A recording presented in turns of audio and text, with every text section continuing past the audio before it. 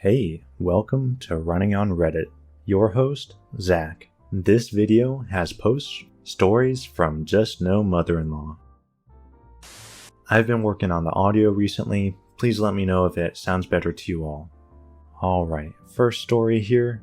This morning, I got a call from a funeral home letting me know that my mother-in-law's body had been picked up and that they wanted to discuss the obituary as well as inquire about payment with as much tact as possible. One problem, my mother-in-law isn't dead, and she certainly wouldn't have been sent to a funeral home 4 or 5 hours from where she lives, even if she was. I tell them they have the wrong number, even though they used my maiden name, which I have an extremely rare maiden name. Less than 500 people in the world have it, and I previously lived in that town. The young man on the phone was apologetic and wished me a good day. Not even 5 minutes later, the number calls me again. This time, it's a woman asking me if I was the daughter-in-law of ex-mother-in-law. I said, not in the last 10 years. Turns out, my witch of an ex-mother-in-law, who honestly was a practicing witch, but also a skink of a woman, had known she was dying and decided as one last way to screw me over, thought she would try to stick me with her funeral costs. Of course, there's no legal recourse for this, even though our state has that weird law where you legally have to take care of your parents if they aren't able to themselves. But she's not my mother, and I was never legally married to her son, thanks to his Sadie officiant friend not filing our marriage license.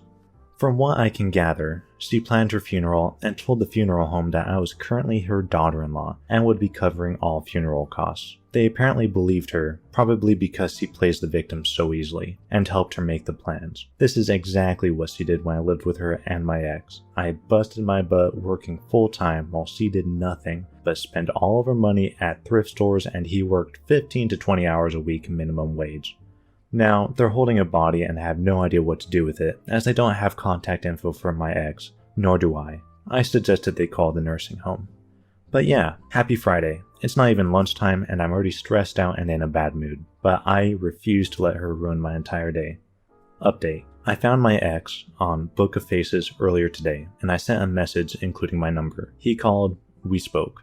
He knew what his mother was doing and tried to talk her out of it, but she apparently made such a fuss that he was concerned about her stroking out. He said he knew nothing would come of the funeral plan, so he let her have her way and list me as financially responsible.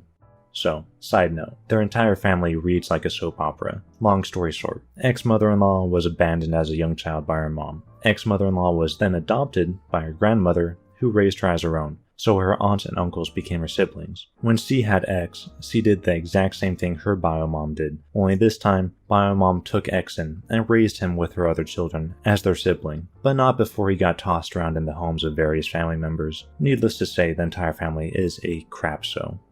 Anyway, I told him that what he allowed her to do is the same crap that she was doing when she ended up in prison 40 years ago. I told him that I was going to file a police report with my local PD just to make sure there's nothing else she had put in my name. I also told him that I would be including him as a participant, since he is 52 years old and should have been able to prevent his literally dying 69-year-old mother from her abusive and insane behavior.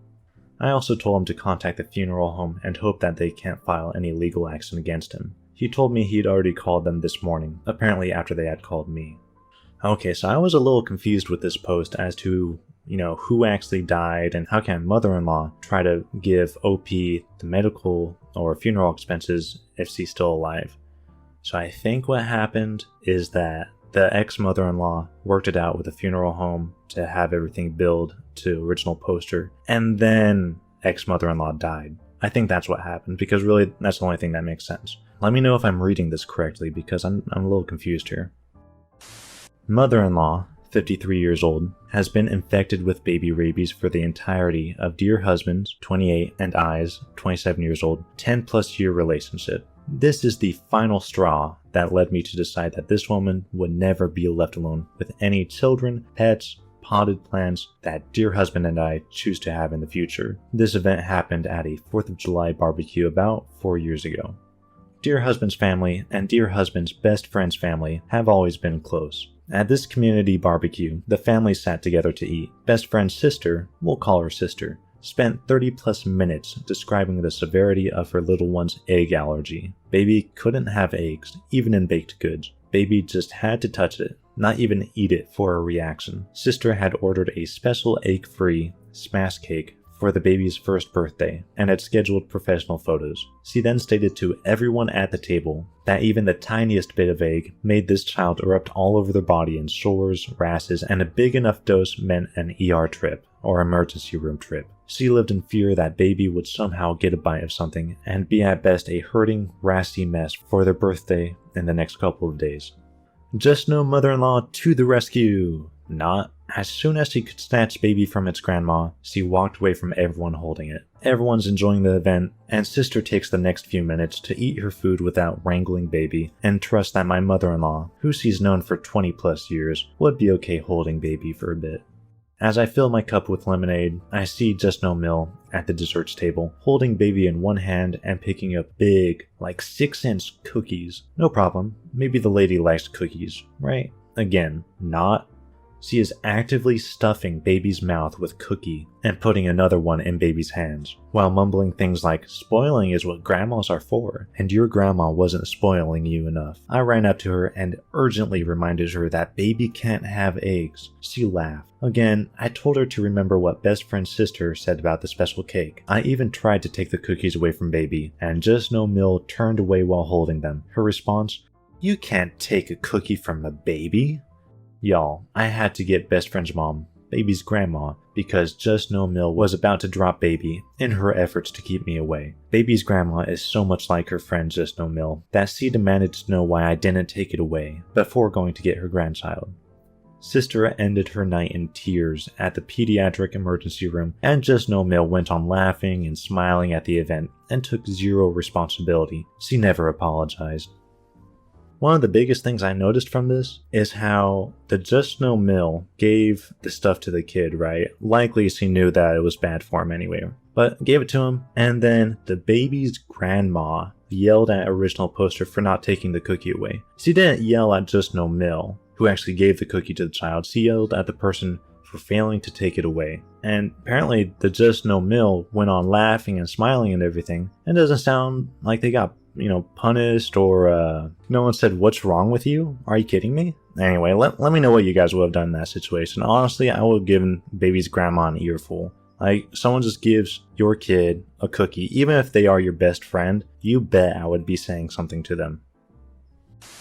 I have a mother-in-law who is a passive, aggressive, nasty, rude skank, and I can't stand her. I don't really talk to her at all, and about 6 months ago she moved from my state to where she normally lives after being here for 2 years to take care of a family member, which was awesome. She's back apparently. I found out a few days ago when my husband told me she and Just Yes father-in-law drove up here. He casually mentions that he's going to take the kids over one night this week to visit. I also casually mentioned that I think TF not. And over my dead body, will he be taking my kids to visit anyone when we live in the worst and most affected state for C virus in an area with a lot of confirmed cases? His mother has asthma as well. They are old. I don't think so. He rolls his eyes and tells me I'm ridiculous. I thought that was the end of that. Yesterday, I got a call from his mother, which I let go to voicemail because I was taking a timed quiz. Her voicemail says, "Hello, original poster. I wasn't sure if you knew we were in town, since we haven't heard from you. Ha ha ha." Fake laugh. I know you don't want the kids to see us for whatever reason, but if it makes you feel better, I'll have my doctor write a note saying I am healthy, and then you don't have an excuse not to let them come over. Sound good? Good. Have husband bring them over either Sunday or Monday evening. We did drive all the way here to see them. I mean, really? First of all, she is the old person. I know it's not impossible for kids to get it, but you would think she would have the sense to realize that she is putting herself at risk. Second of all, no, I won't have them come over on Sunday or Monday evening. I don't care who wrote the note. Third of all, I don't need an excuse. They are my kids. I didn't ask her dummy self to drive to a state that has literally been shut down to a pandemic to see the kids. In fact, in my state, people over 70 have special rules and regulations about when they can go out and who can visit them right now. I just can't stand her. The message might not sound super rude, but the smart tone of voice she uses and the way she speaks down to people makes it 100 times worse, more rude and disrespectful. She's making me seem like a jerk, when I have never, ever kept my kids from seeing her, even when she and I were on horrible terms. If I was in this situation, I would talk with my spouse. I would say, hey, this is where I'm coming from. What do you think? I want to take my kids over to see their grandparents right now because of these reasons. Don't even let the grandparents be a factor in it, really, because it's between you and your spouse to decide, yeah, they're asking this, but are we going to give it to them? After all, they are your kids. So last night, I brought my significant other a chocolate bar. Nothing big. I went for petrol and they had a new chocolate bar on the counter. I'm exactly the kind of impulse buyer shops love and thought, hey, significant other likes chocolate orange and I'll grab him one. Cost me like 60 pence and honestly I barely even thought about it. He was Facetiming Mother-in-Law when I got home. I gave him the chocolate in passing, just like, hey, thought you'd like this. And went to make dinner and thought nothing of it. Well, Mother-in-Law apparently thought something of it. She showed up this morning with a massive chocolate bar, one of those 10-pound massive dairy milks they sell only at Christmas, because she thought he'd like it. Well, joke's on her, he doesn't eat dairy chocolate, so I now have 10 pounds worth of free chocolate to enjoy.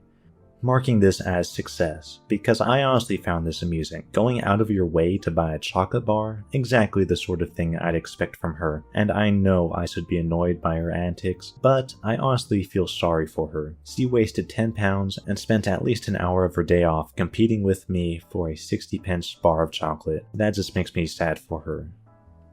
I'd probably be in the same, mindset as original poster here. You just, get someone a candy bar from a gas station and you give it to him as just a little thing in passing, no big deal, and then suddenly one of your in-laws bursts in the next day with this huge massive chocolate, try and one up you. Yeah, I'd find it amusing too, because ultimately joke's on them.